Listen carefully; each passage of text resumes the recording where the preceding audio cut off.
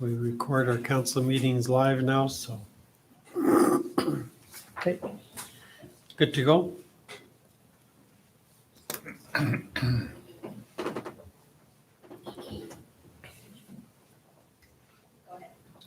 Okay. Item number 1, be it resolved that the agenda for the regular council meeting of August 11th be adopted. Do you have a mover Henry Simmons. and a seconder? Marvin Plitt. Any additions to the agenda? Hearing none, all in favor? And that is carried. Be it resolved that the minutes of the regular council meeting of July the 28th, 2020 be adopted. A mover? Don. A seconder? Michael? And looking at those minutes, are there any errors or omissions? Yes. For the gardens bylaw votes, I stepped out and it says I voted yes. Thank you. Okay. Correction made. Tough to vote from the hallway. Thanks for catching that. You bet. Okay, with those corrections, any other? Hearing none, all in favor? Well, that is carried. Communications, correspondence, we have a letter from Stars Air Ambulance. As you know, we do support them on an annual basis. And they're just acknowledging the receipt of $3,165 donation and thanking the city for their contribution and reminding us of the value of the Stars Air Ambulance to our community. And as I'm thinking of the events of this last week, it was another example of a tragedy that unfortunately didn't end up in a saved life, but nevertheless Stars was called, and that happens all too often. Next item, we have a letter here from Manitoba Justice, and in regards to contribution that the police department received for a project, but it was based on 2018-19 and 2019-20 for improving safety. So those funds are acknowledged there.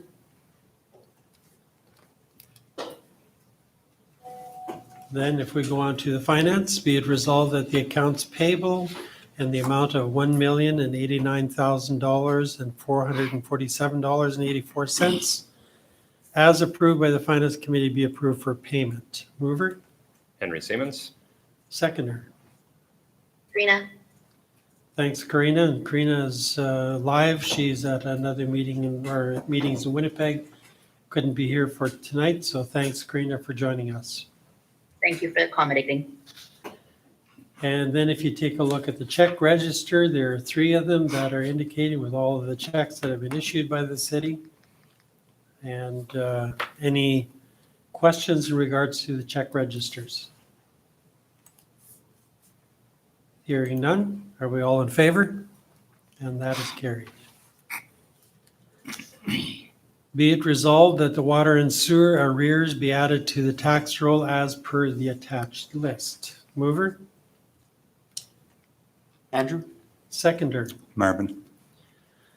Any questions in regards to those? The list is very consistent, and it's unfortunate sometimes that people don't realize that it costs penalties and interest in order to end up on the tax bill, but eventually it gets paid. But I actually thought it was shorter than the times, or not. There's some people who just would rather have it on the end, near the end. Just one pay payment. one bill. That makes the accounting easier. All right, hearing none, all in favor, and that is carried.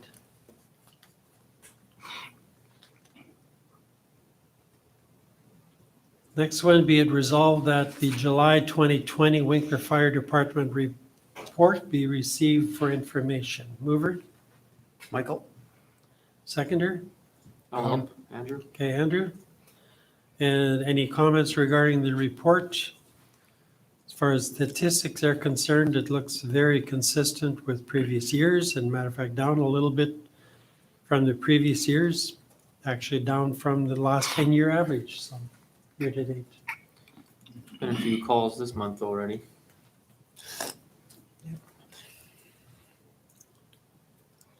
All right, all in Marv, is Cooley off new traffic control for a lot of incidents or what?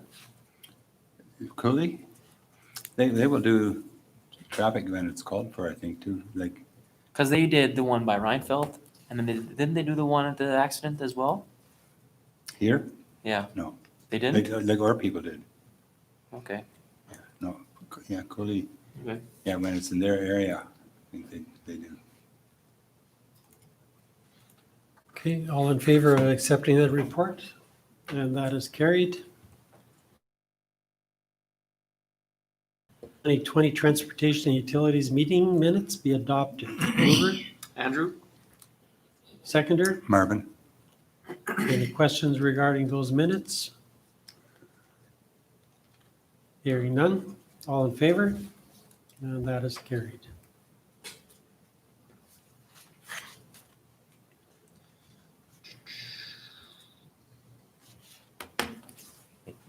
You got an awkward silence. We're in until trouble. 7. Yeah, we have a bit of a pause here. Maybe you should put on the overtime of Columbus Jody. and Tampa. Yes, There's Could you some tell me all in third the room? overtime. pardon me? Could you tell me who's all in the room? Yes, all of council is here. And we have Danica and we have a delegation, the Bergens and Siemens, and Dan Penner from Urban Systems. And then the rest of our staff, Stephanie, Scott, and Kathy. David. And David. Thank you. Awesome, thank you.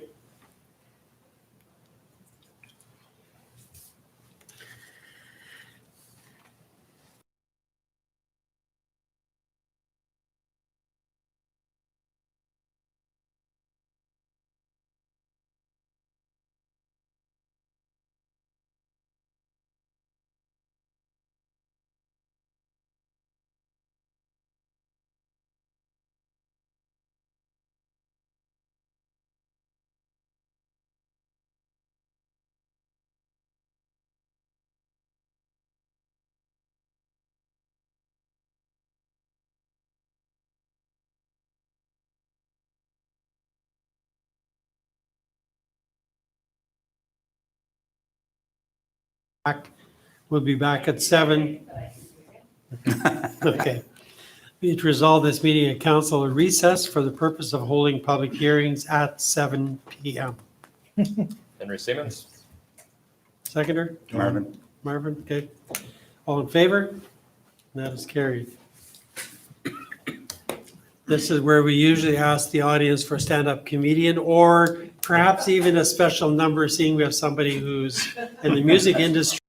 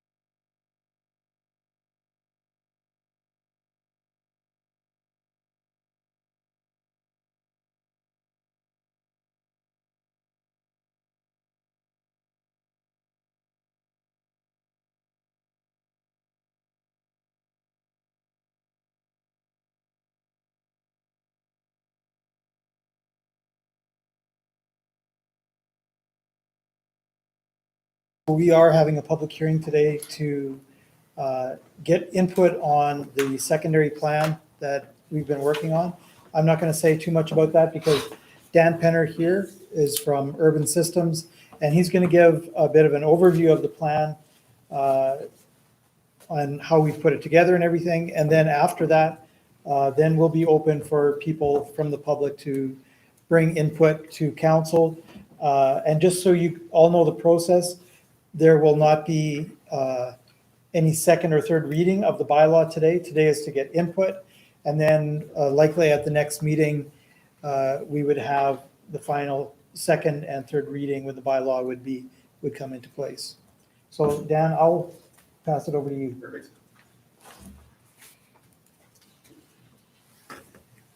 So I'll just let you some slides. Yep, sure. So yeah, council, staff, and those in attendance, thanks again for giving me the opportunity to come here today. Just to give a bit of an overview on the Growing Winkler secondary plan, the process behind it, and some of the key directions and contents within that plan. So my presentation is mostly going to be a pretty broad overview of the project and the related process. A lot of it is things that you may have heard before, so I apologize if I sound like a broken record player through this presentation, but again, it's good information just to get out there and to make public through this public hearing. So again, just here to provide an overview of the Growing Winkler secondary plan, the process, and then again, to answer any related questions to the plan itself. Again, some of the directions that were given in terms of like what we actually put into the plan, just everything in between. So again, feel free to at any point interject if there's anything you need clarification on. So just to go back to the project team that was responsible for developing this plan, it included myself. I was the project lead as well as the primary project planner for this. Our other teammates were Ryan Siegel, who assisted me on the public engagement side. Grant Campbell was our project engineer, so there are some engineering related components in this project that required a set of eyes from someone with a PNG designation, so that was his role. In addition, we brought in our land economics team lead to help us do some of the population and housing need projections, which again were a really important piece for kind of articulating why it's important to plan for the future growth of Winkler. And then finally, Jeff Palmer provided some senior reviews, so anytime we do any type of planning or any report deliverable, we always ensure it's given a second set of eyes through senior review just to ensure quality control. So again, just to go back to the background, the reason why we developed this plan, as we all know in the room, is Winkler is growing at quite a significant rate, and it has been for some time, and it just speaks to the dynamic nature of this region. People come here, they establish themselves, business has been very strong, there's a lot of growth economically within this region, and it's just, again, really, it's resulted in the need to kind of push out and expand the city from its current footprint into a lot of these greenfield sites, these undeveloped lands that surround the periphery of the city. So ensuring that, planning is really to ensure that there's a proper plan in place to guide the future build out of these areas in a way that is really sustainable, thinking long term. So ensuring that everything from the use of land to future extensions of municipal infrastructure is done in a manner that's the most efficient, economical, and can also promote a high quality of life in the community. So again, we call this kind of project long range planning, and this is what the intent of it is to do, is to provide a framework to achieve all of this. So secondary plans, also known as neighborhood plans or local area plans, are key land use tools that municipalities use to basically provide a framework that has some teeth to it in a bylaw format that can, provide a guide for how this community or how a community or neighborhood or a specific area in a community is going to grow into the future. So this plan really, when we say a long-term plan, it's got a 20-year horizon. It's, over time, it's going to be adapted to new circumstances or conditions of the community. It's a living document. It should be updated and reviewed periodically, but every piece of this plan was with the mindset of, where is Winkler going to be in 20 years, and how can we start putting together the puzzle pieces now to ensure, again, a sustainable build of the community.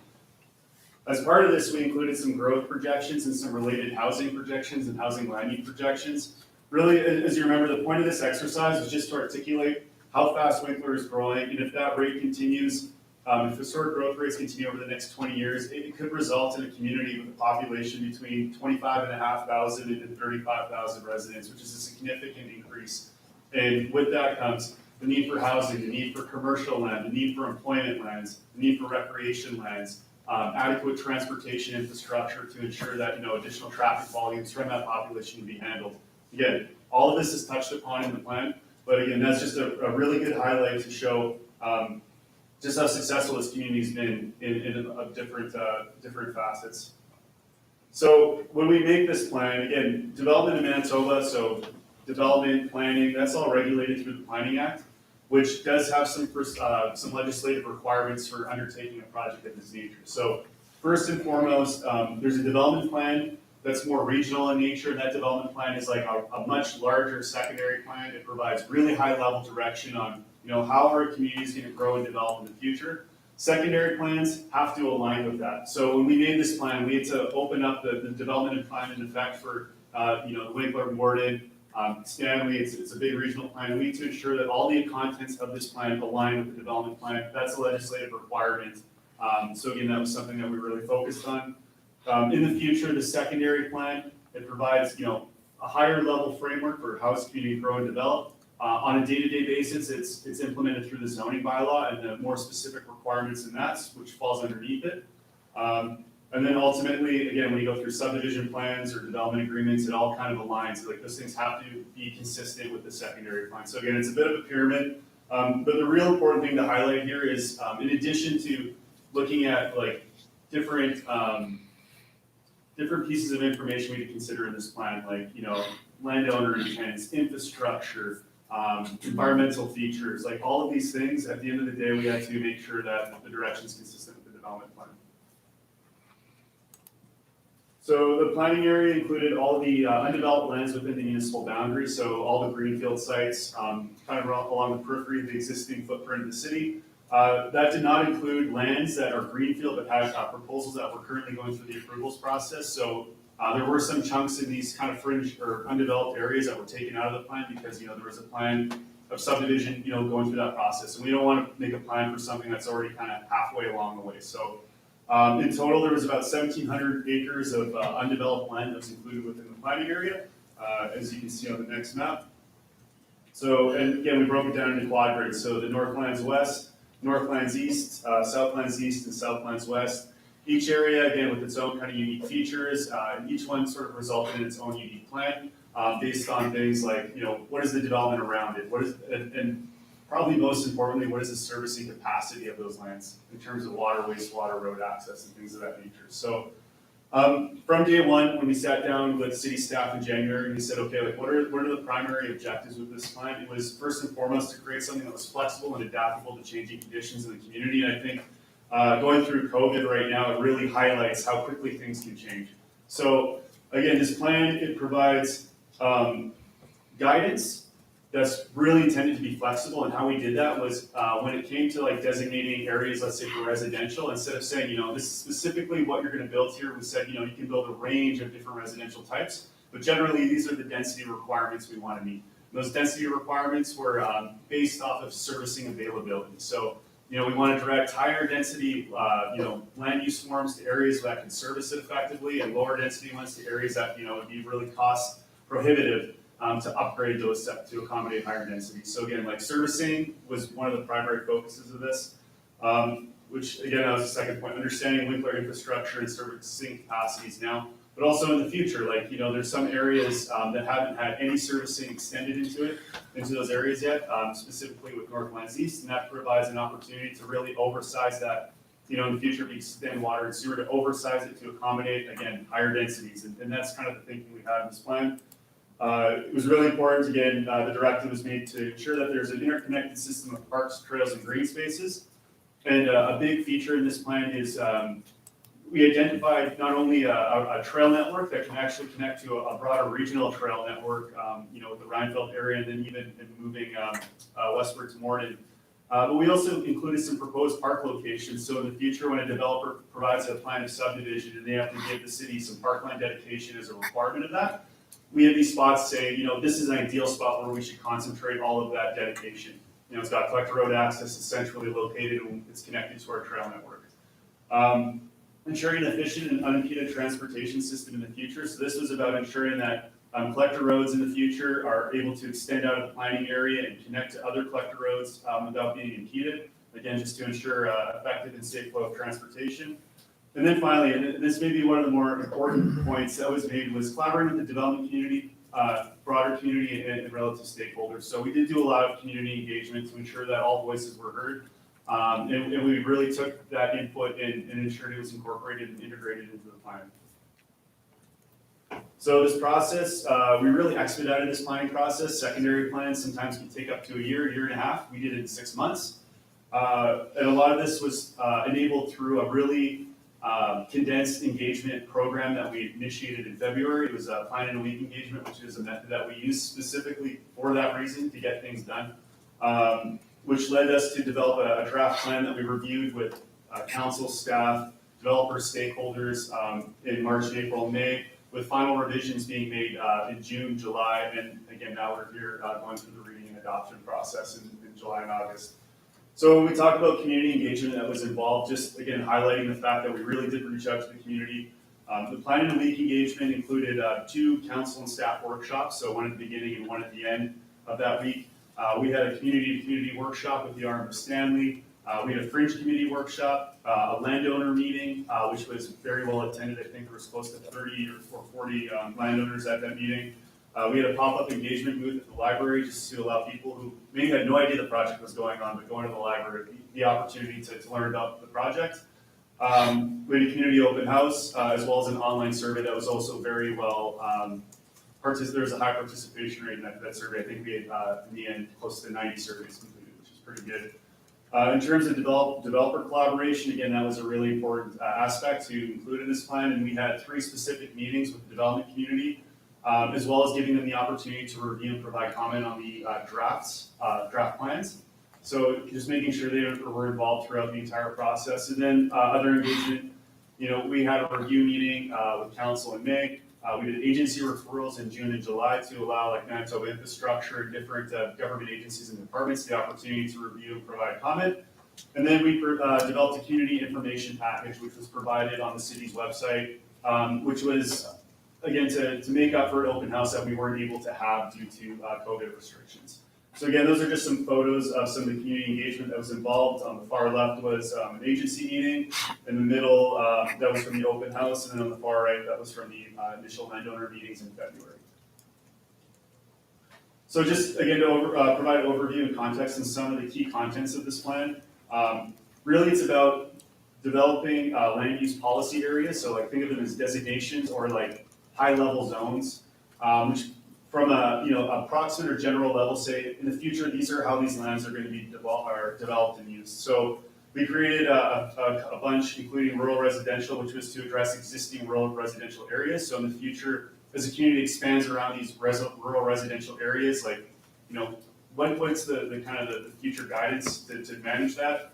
Low density residential, which again was identifying areas for traditional single family neighborhood development. Medium density residential area, which was to enable a range of higher density housing types in specific areas where they had good access to collector roads and servicing.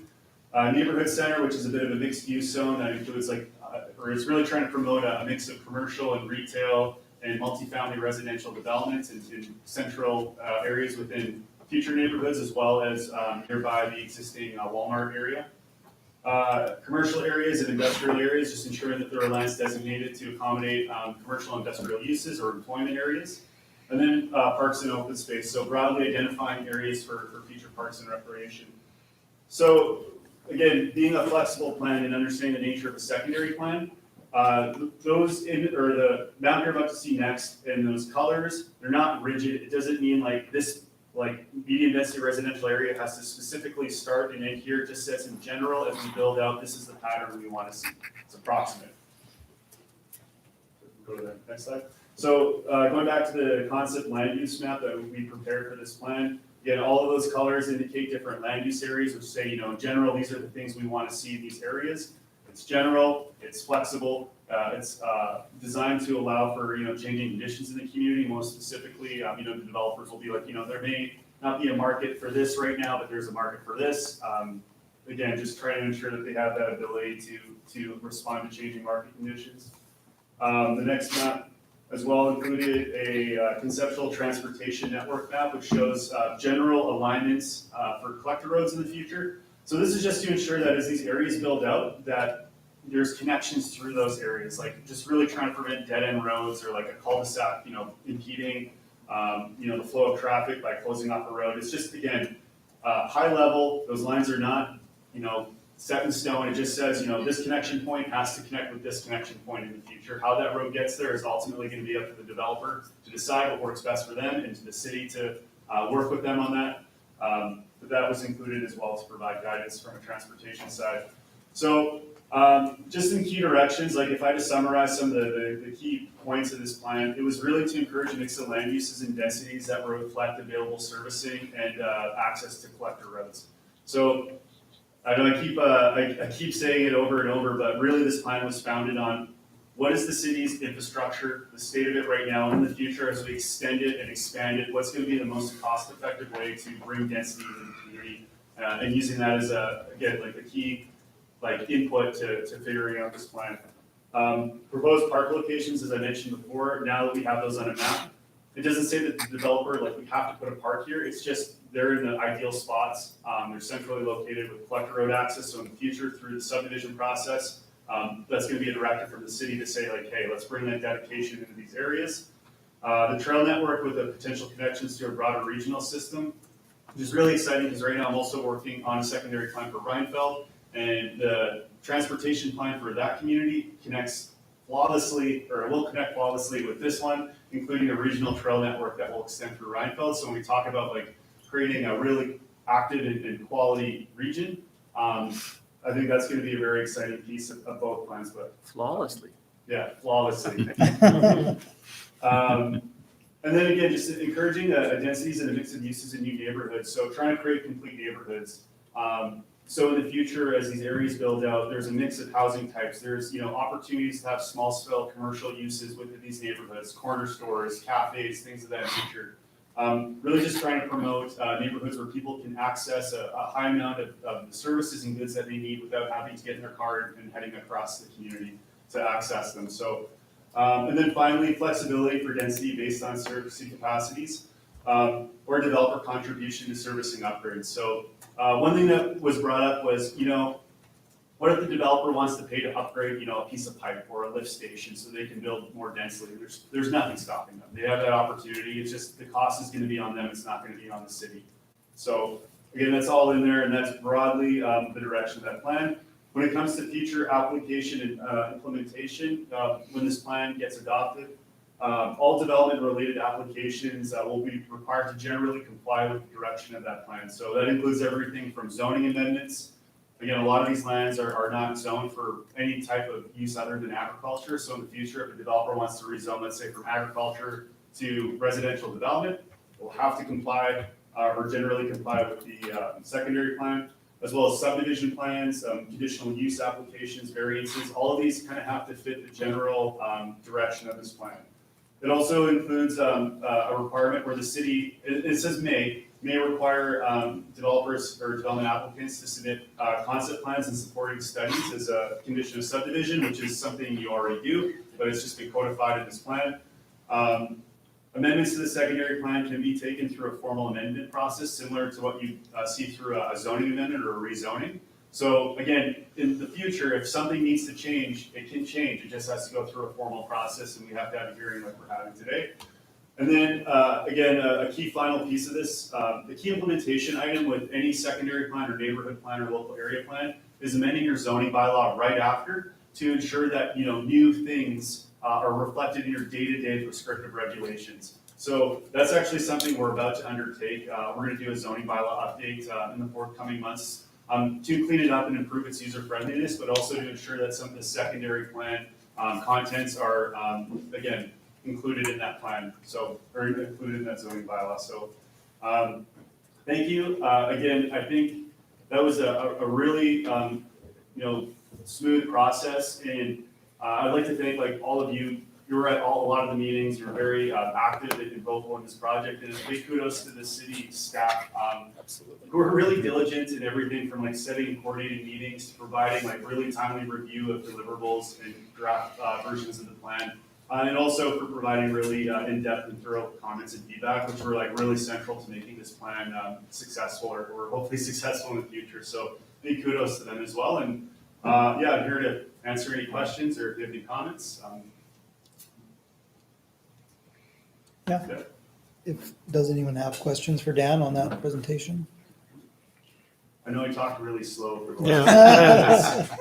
Well, this is probably about the sixth time I've heard this, so to me, it's nothing new, Yeah. but Yeah. I agree. And we've talked about it at city council as well, how we've appreciated your leadership in this and to truly make it a made in Winkler, a made in Winkler Stanley plan, because you're working on both, and how you've been receptive to input. And yeah, it's been a very nice partnership. Absolutely. I'd like to echo those comments as well, having been through other planning processes that have been more antagonistic, that have not been as mutually respectful both ways. Community, yourselves, our staff, council, the entire process through, we very much appreciated your approach. Thank you. Yeah, as I said, it's been a really great project, and I look forward to more opportunities to collaborate with the city in the future on whatever it is that you need, so, yeah.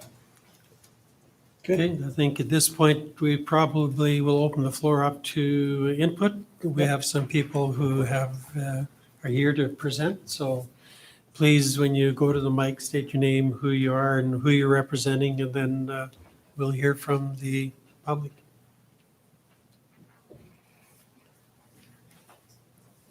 I have some documents, I know who's. I can do that for you if you want.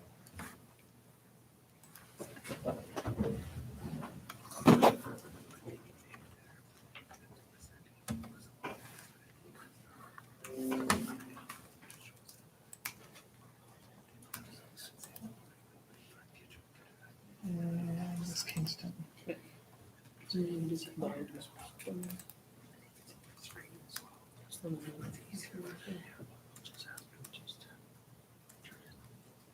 Is that one?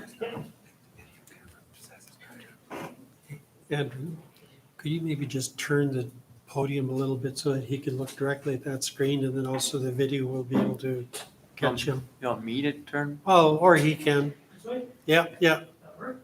yep, a little more, a little more. Yeah.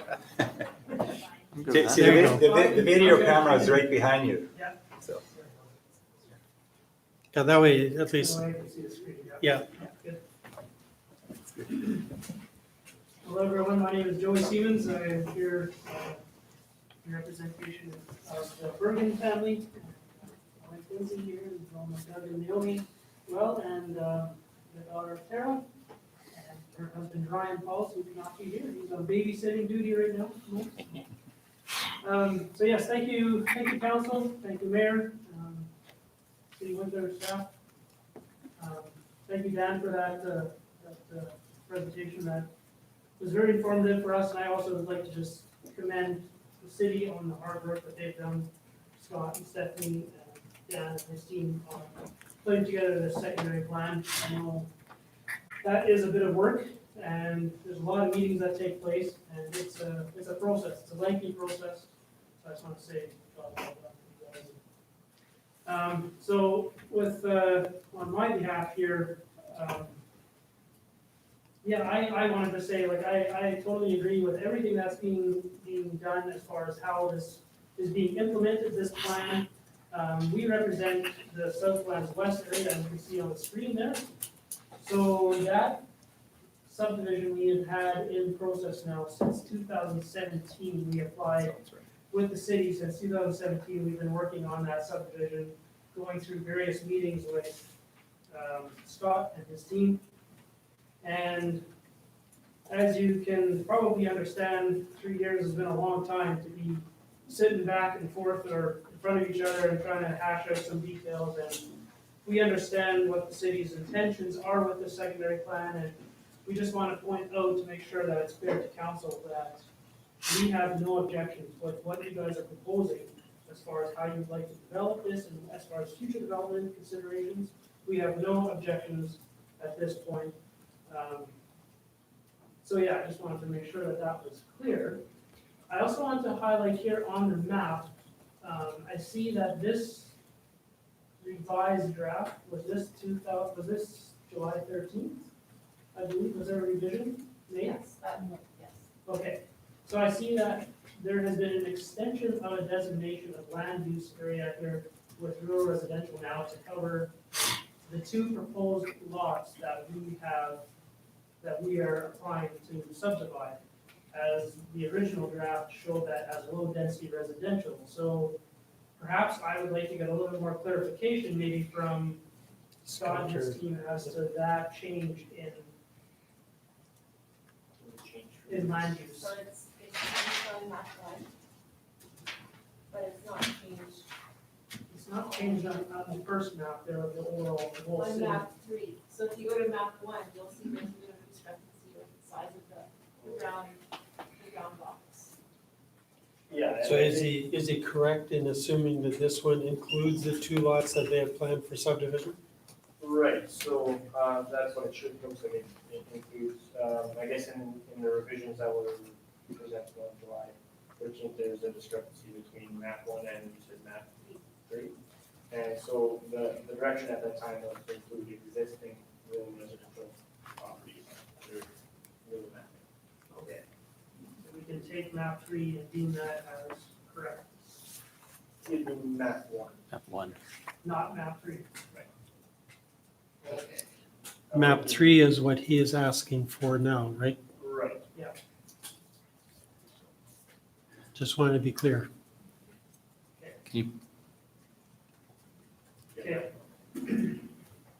Well, I would like to make the point that we would like to advise that anything that we deem it, or anything that's deemed as existing in rural residential already be maintained as rural residential and not labeled as low density. With respect to how we would like to develop on our lots, we understand with the Southlands West area, there is no real immediate development that's happening at this point in time that would cause the city to, invest in high infrastructure needs, right? Like a lift station, anything like that. With the way that we're proposing our development, none of that would have to come into place as far as a lift station or any of that. So there would be no cost there. As far as any sort of right-of-way agreements that would need to be entered into with us, conditional use agreements, we would be okay with that.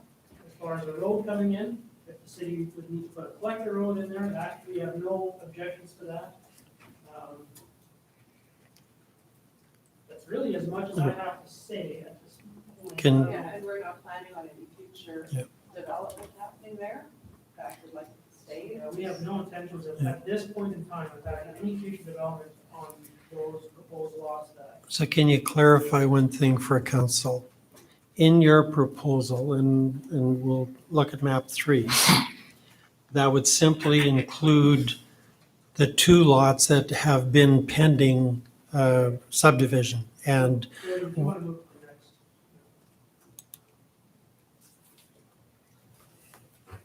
So that's not the first. the other thing is, one of those you already have permission to build on, only thing is it's on a 1 acre parcel. Right. This would make that 2 acre parcels. So really, all you're doing is adding one residence, is that right? Yeah. Okay.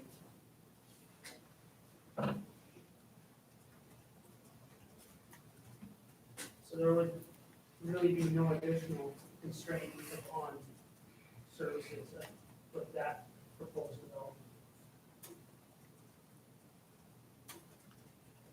And I think you guys have reviewed the information that Scott sent you on kind of some of the things that would likely be in a development agreement.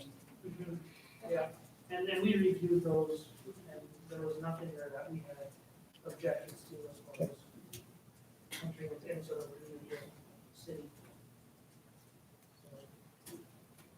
So the only other thing would be is that existing water line coming in from 14th Street is a 2-inch line right now, and to deal with the capacity needed, there would be the potential that that line be upgraded, which would come at the cost of the developer, which would be on us. So,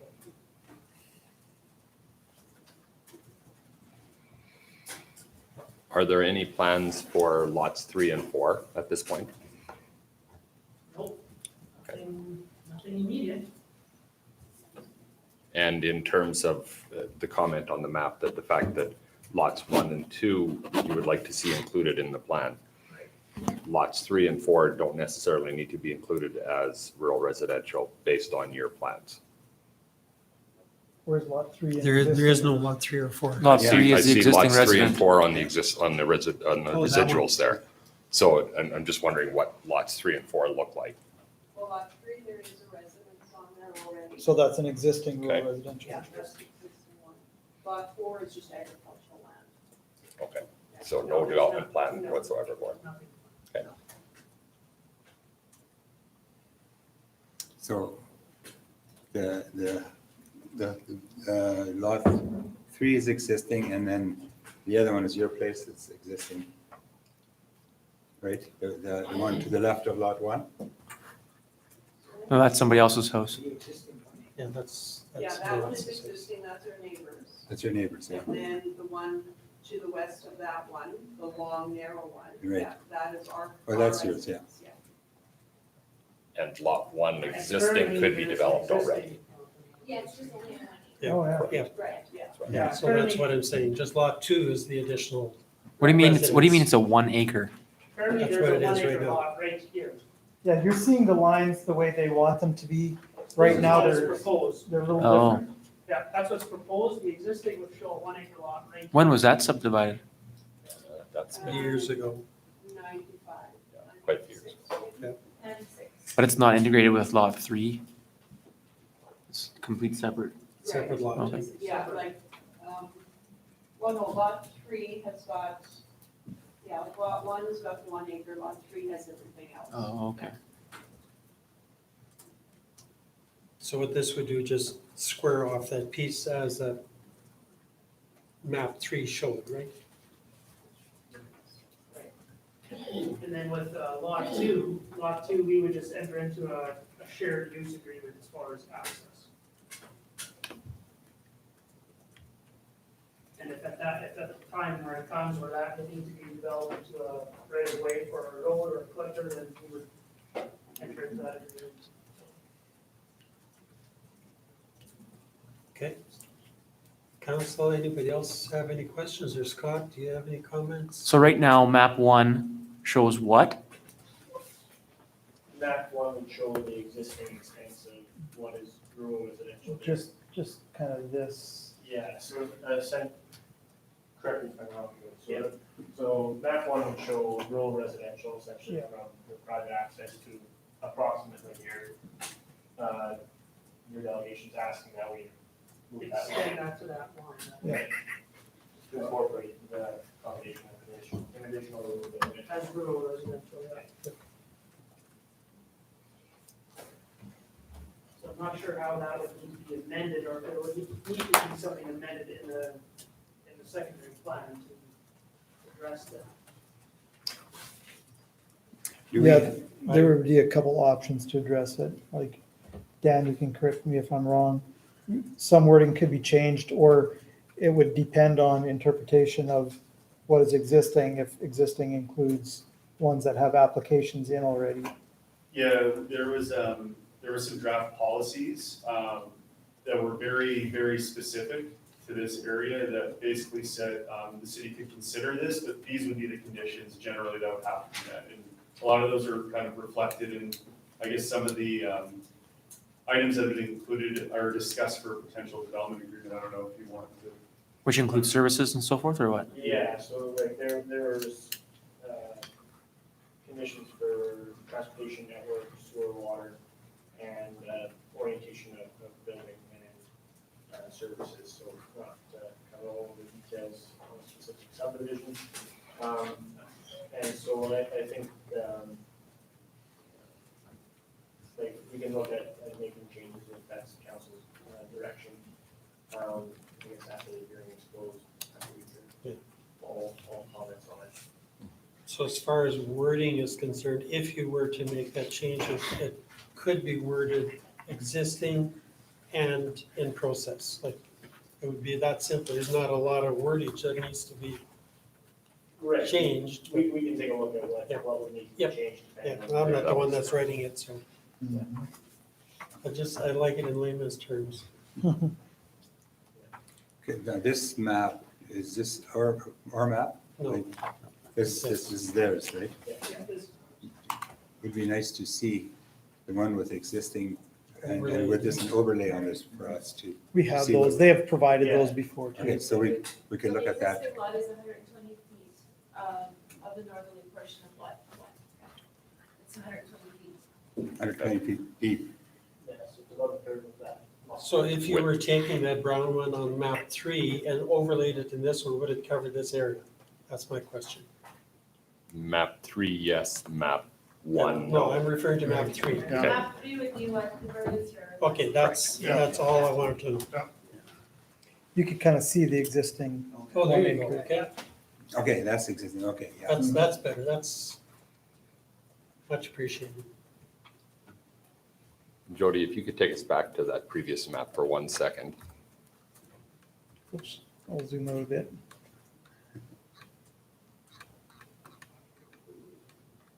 I think one of the things that we consistently talk to the Arm of Stanley or else, or others about when developing 2-acre lots, if in fact this would be approved, I would think we would likely suggest that the building be on 1/2 of the lots of future subdivision if desired was possible. Obviously, that would come communication from our staff and they would help make that happen. Yeah, so that's in Scott's Okay. directions to them. I figured already. it probably Yeah. would be. That's good. Thank you, Scott. But the main concern throughout this plan has always been servicing and so forth for future, correct? And that's supposed to be what Scott has covered in his development agreement. Right, And that was. but that's the main details that they're wondering though. Yeah. Well, they have The that. main point I wanted to make is that there wouldn't have to be any servicing that the city would have to invest in to allow this to go forward as, Not initially though. not with this proposed subdivision. Because the Okay. problem in villages is never putting it in. It's once the city grows to it, how do you connect it, right? Yeah, and that's part of Scott's directions as well, that when services should come there, that they would be required to hook up to those services. And those are all the pieces that have already been communicated to, is that correct? Okay. Because if it were easy, then Stanley could easily give us Reinfeldt now and we don't want Reinfeldt. And because they don't have that piece of the agreement in place saying that when this shall come, you shall hook up. That's the piece that's missing on their part. And that's because of a lack of planning for what it could look like in the future. And which is exactly what we're trying to prevent here. Okay, thank you very much. Thank you. Any other questions, council? Anybody else not clear? I would ask Scott, you and your staff have this drawing as well, so that when we discuss, we will have a picture of it. Excellent. Thank We you. have extra copies here. I've got printed copies, but I can forward you digital copies as well. Don't mind one. Yeah. Be nice to have.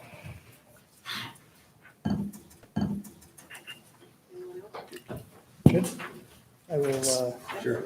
close that and then eject. Sure. So this is the piece that's broken. Could you ask her to leave one on my desk too, please? Can you leave one in Karina's spot? Thank you.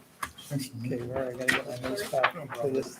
Karina, were you okay with seeing it on the screen, or could you see it on the screen? Yeah, I could see it. Yeah. Okay. I struggled with, no, who was speaking, but that's okay. I'm now watching it live on YouTube as well. It's okay. And the she is Joey. Yeah. Got it. I figured that one out after I got on. It's okay, Karina. We'll do it again. Okay, I appreciate everybody's grace. are there any other comments before we close this public hearing? Brady's still here to talk though. I was just wondering, were you wanting to present? You're okay? Okay. Thank you. All right, if there's no more comments, be it resolved, this public hearing be closed. Mover Henry Stevens? and Don? All in favor? So Felix had no That's questions? carried. Okay. I see. any further documentations. Okay. Okay. And we don't have any additions. We don't have any questions of the media. Therefore, be it resolved, this regular meeting of council be adjourned. Mover, Michael? seconder? Rena. Thanks, Karina. All in favor? And that's carried. Thank you again, everybody, for coming and showing your interest, and Dan, for your presentation. This truly has been and continues to be a remarkable process that is well orchestrated, well designed, well supported from staff and public and interested parties. And I trust that everybody, not only in this room, but in general, and I trust that everybody, not only in this room, but in general, being heard.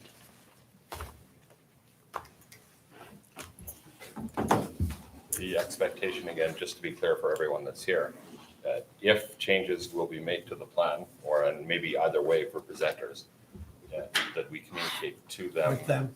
what that is. Second and third reading will be August 25th, is that correct? That's my understanding, right? That's the intent, you bet. Okay, so obviously before that, this will be on the agenda discussed, and